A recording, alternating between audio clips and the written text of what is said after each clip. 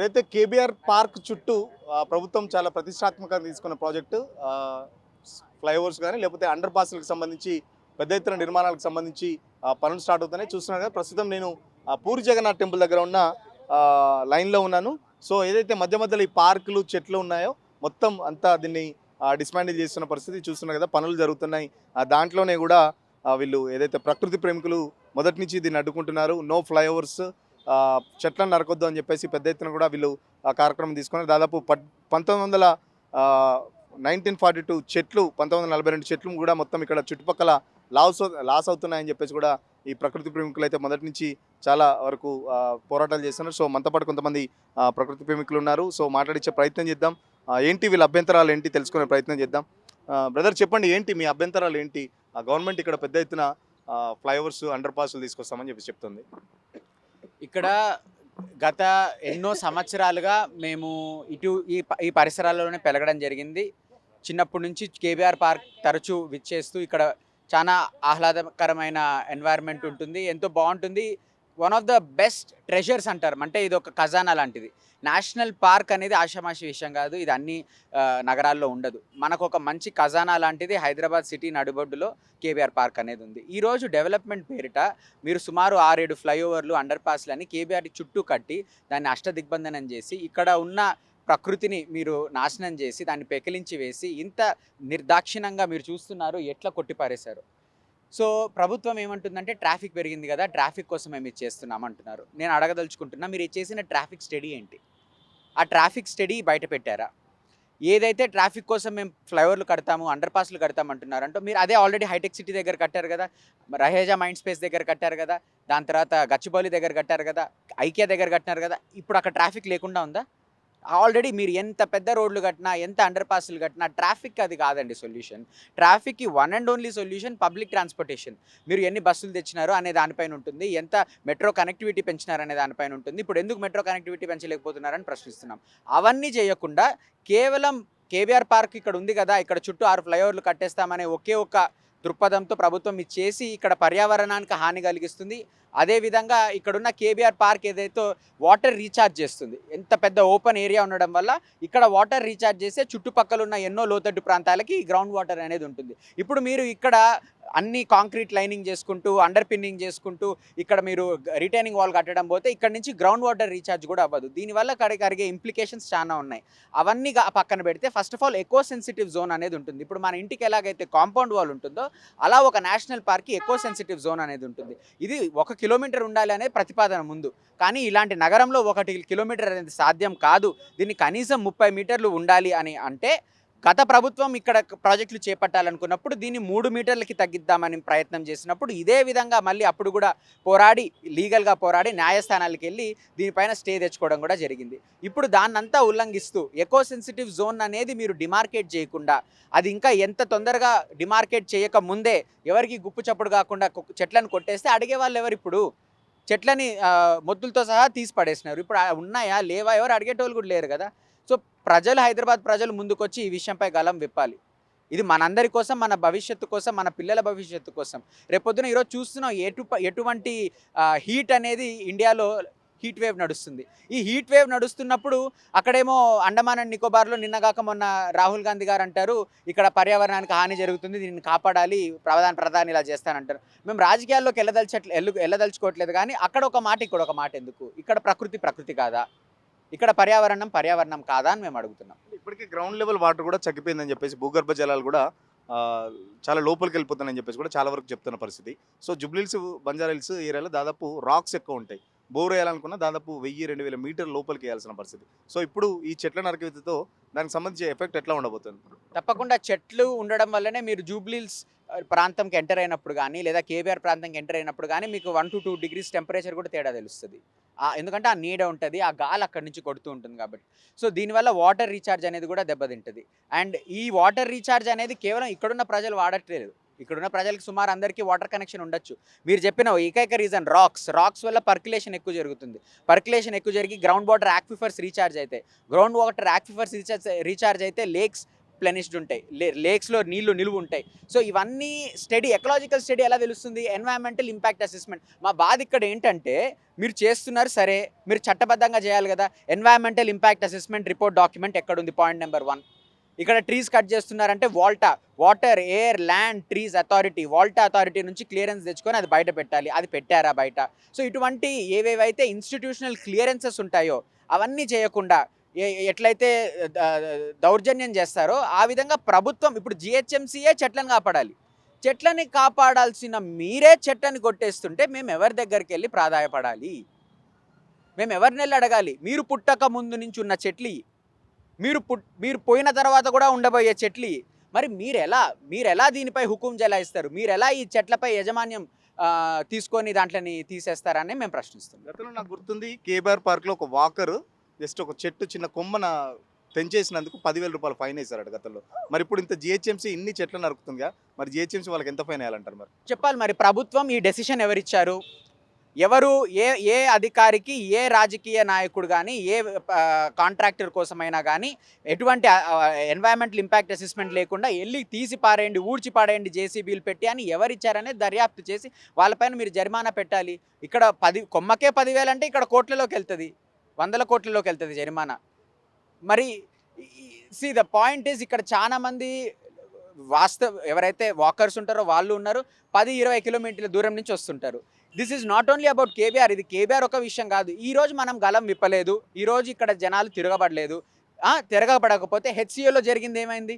రాత్రికి రాత్రి జేసీబీలు పంపించి నాశనం చేసి పడేశారు. అది అయిపోయింది, ఇప్పుడు నెక్స్ట్ ఇక్కడ పడాలి. ఎందుకంటే అక్కడ ప్రాజెక్ట్ అవ్వలేదు, ఇప్పుడు ఇక్కడ ప్రాజెక్ట్ అవ్వాలి. నేను ఇది మీరు తప్పుగా అనుకుంటారు లేదు నాకు తెలియదు కానీ బట్ అడగాలి. ఇది నా మనసులో సందేహం. ఏంటి? కాళేశ్వరం ప్రాజెక్టు కూలింది, కాళేశ్వరం ప్రాజెక్ట్ కుంగింది, మేడిగడ్డ పిల్లర్లు కుంగినాయి. ఎవరు కట్టినారు? అది మెగా ఇంజనీరింగ్ కదా. మరి ఈ ప్రాజెక్ట్ టెండర్ ఎవరికి వెళ్ళింది? మెగా ఇంజనీరింగ్ కదా. ఎందుకు వెళ్ళింది? అక్కడ కూలితే అంత రచ్చ చేసినప్పుడు ఇక్కడ కూలదని ఏంటి గ్యారంటీ? ఎందుకు ఇచ్చారు వాళ్ళకి? మేము అడగొద్దా? మా డబ్బు కదా. సరే మీ డబ్బు మీరు పెట్టుకొని చేస్తున్నారంటే ఒప్పుకుంటా. ఇది మేము కట్టిన పన్ను డబ్బు కదా. జిహెచ్ఎంసీకి, జిఎస్టీకి, ఇన్కమ్ ట్యాక్స్ చప్పున, ఎక్సైజ్ ట్యాక్స్ చప్పున మేము కడుతున్న డబ్బుతో మీరు పబ్లిక్ హియరింగ్ కూడా జరపలేదండి వీళ్ళు. Public hearing is basic common sense. ఇక్కడ ఎవరెవరైతే ఉంటున్నారో, ఎవరైతే ఇల్లు అయితే ఎఫెక్ట్ అవుతున్నాయో వాళ్ళకి ఎలా కాంపెన్సేట్ చేయబోతున్నారు? వాళ్ళతో కూర్చొని మాట్లాడినారా? ఒక్క మీటింగ్ మీరు రికార్డ్స్ చూపియండి, మీటింగ్ మినిట్స్. ఎవరెవరి ఇల్లు అయితే ఇక్కడ కూలగొడుతున్నారో, ఎవరెవరి ఇల్లు అయితే మీ ప్లాన్ ప్రకారం కూలగొట్టాల్సి వస్తుందో వాళ్ళందరినీ పిలిచి వాళ్ళ ఇన్పుట్ తీసుకొని, వాళ్ళ ఒపీనియన్ తీసుకొని ఒక పేపర్ పైన రాసి మీరు ఆ డాక్యుమెంట్ పెట్టినారా? సరే మీరు ఆ ఇన్పుట్స్ చేయకపోయినా అది వేరే విషయం. మీరు ప్రజాస్వామ్యబద్ధంగా మీరు వాళ్ళ ఇన్పుట్స్ కూడా తీసుకోవట్లేదే. అది మేము అడుగుతుంది. ఏమన్నా అంటే వాళ్ళకి టీడీఆర్లు ఇస్తారంట. ఏం చేసుకోవాలి టీడీఆర్లని? ఏం చేసుకోవాలి? ఇదో కాగితం ముక్క టీడీఆర్ అంటే. కొనే నాదుడు లేడు. ఆ టీడీఆర్లతో ఏం నడుస్తుందో అది దేవునికే తెలుసు. ఆ టీడీఆర్ల పంచాయతీ ఎందుకు? వాళ్ళని ఇబ్బంది పెడుతున్నారు, ప్రకృతిని ఇబ్బంది పెడుతున్నారు. ఇంత ఇబ్బంది పెట్టి ఏం సాధిద్దాం అనుకున్నారు? ట్రాఫిక్ నేను రాసిస్తా. మీరు కట్టిన సంవత్సరం తిరగక ముందే ఈ ఫ్లైఓవర్ల మీద, అండర్ పాస్ల మీద ట్రాఫిక్ ఉంటుంది. నేను అడుగుతున్న హైదరాబాద్ ప్రజల్ని. మీరు అనుకుంటున్నారు ఏదో ట్రాఫిక్ వెళ్ళిపోతుంది అని. లేదండి. సిగ్నల్ ఫ్రీ అని చెప్తున్నారు. ఎవరు ఎక్కడ కూడా ఒక్క సెకండ్ కూడా ఆగాల్సిన అవసరం లేదు. కేబీఆర్ పార్క్ చుట్టూ దాదాపు 5 కిలోమీటర్ రేంజ్లో ఎక్కడైనా ఆగకుండా వెళ్ళొచ్చు అని చెప్పేసి ట్రాఫిక్ పోలీసులు కూడా చెప్తున్నారు. మొన్ననే ట్రయల్ రన్ కూడా నిర్వహించారు దీనికి సంబంధించి. ట్రయల్ రన్ పక్కన పెడితే సిగ్నల్ ఒక్క నిమిషం కూడా ఆగదు ఉండడం అనేది చాలా మోసపు మాట. అది ఒక భ్రమ. వాళ్ళు భ్రమలో ఉండొచ్చు. ప్రజలు మీరు ఎలా ఉంటారు భ్రమలో? మనం చైతన్యవంతులం. ఎలా సిగ్నల్ ఫ్రీ ఎలా అవుతుంది? ఈ చుట్టూ ఆపేస్తారు, ముగ్దా జంక్షన్ వరకు వెళ్తుంది. ముగ్దా జంక్షన్ దాటిన తర్వాత TV9 ఆఫీస్ జంక్షన్ దగ్గర ట్రాఫిక్ లేదా? అక్కడ ఫ్లైఓవర్ లేదు కదా. మరి అంతా పోయి అక్కడ ఆగుతుంది. బ్యాక్ కొడుతుంది కదా. ఏదైనా బాటిల్ నెక్ అనేది బ్యాక్ కొడుతుంది. ఇప్పుడు హైటెక్ సిటీ, ఐటీ, రహేజా, మైండ్ స్పేస్ దగ్గర బ్యాక్ కొట్టట్లేదా ట్రాఫిక్? రోడ్ నెంబర్ 45 దిగకముందే ట్రాఫిక్ ఫ్లైఓవర్ పైన నిండిపోతుంది. తాత్కాలిక ఉపశమనం కోసం వేలాది కోట్లాది ప్రజా సొమ్ముని దుర్వినియోగం చేసి వాళ్ళకి ఉపయోగం జరగకుండా కేవలం కాంట్రాక్టర్ రూపంలో వాళ్ళకు ఉపయోగం జరిగే విధంగా చేయబడుతుంది అనేది మా బాధ, మా ఆవేదన. అలా జరగకుండా ఆ డబ్బుని మీరు ప్రజా రవాణా సంస్థను పటిష్టం చేయడం కానీ, ఆ డబ్బుని మీరు ఎక్కువ బస్ స్టాప్లను బాగు చేయడం కానీ, అసలు ఆ డబ్బుని మెట్రో హైటెక్ సిటీలో కావాలి. మెట్రో అబ్రప్ట్గా ఆగిపోయింది. అక్కడి నుంచి ఇక్కడ ఫైనాన్షియల్ డిస్ట్రిక్ట్ వరకు వెళ్ళాలి, ఇటువైపు కొండాపూర్కి వెళ్ళాలి. ఇప్పుడు అక్కడికి వెళ్ళడానికి ఆస్కారం లేకనే కదా ఇటువైపు నుంచి వచ్చే వాళ్ళందరూ కార్లలో వస్తున్నారు. సో ఇది ప్రభుత్వం పునరాలోచన చేయాలి. మేడం చెప్పండి, ఇప్పటికే దాదాపు సిటీలో 45 డిగ్రీస్ దాటిపోతుంది ఎండ. ఇంత ఎండాకాలంలో, ఇంత హాట్ సమ్మర్లో కనీసం చెట్ల కింద ఆగాలని పరిస్థితి, ఉన్న చెట్లు కూడా ఇట్లా మొత్తం సర్వనాశనం చేస్తున్న పరిస్థితి. ఏం చెప్తారు? ఉన్న చెట్లుని ట్రీని ట్రీస్ని కట్ చేయటం చాలా చాలా చాలా ఎన్విరాన్మెంట్లీ అన్ఫ్రెండ్లీ అండి. బికాజ్ ఉన్న వెరీ స్మాలర్ గ్రీన్ బెల్ట్స్ ఇంకా మిగిలిన ఈ సిటీలో వాటిని కూడా ఇలా కట్ చేసేస్తే ఇంకా ఏం గ్రీనరీ మిగులుతుంది.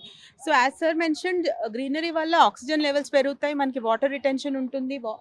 వాటర్ ఇంకెక్కడ ఉంటుందండి? ఇంకా సిటీకి ఇంత గ్రో అవుతుంటే where will the water collection happen? అదొక్కటే కాదు, అసలు ఇది ఒక నేషనల్ రిజర్వ్ అన్నప్పుడు when there are rules and policies around it, అసలు ఎలా కట్ చేస్తున్నారు? First of all economic growth కావాలంటే there is so much place around the city for them to go and develop. అసలు ఇక్కడ ఎంత ఈ రోడ్లో ఉన్నది మొత్తం కమర్షియల్ ఇన్స్టిట్యూషన్స్ ఉన్నాయి, హాస్పిటల్స్ ఉన్నాయి, డయాగ్నోస్టిక్ సెంటర్స్ ఉన్నాయి. Everybody of us we are paying property taxes and we are paying taxes to the government in 3 forms.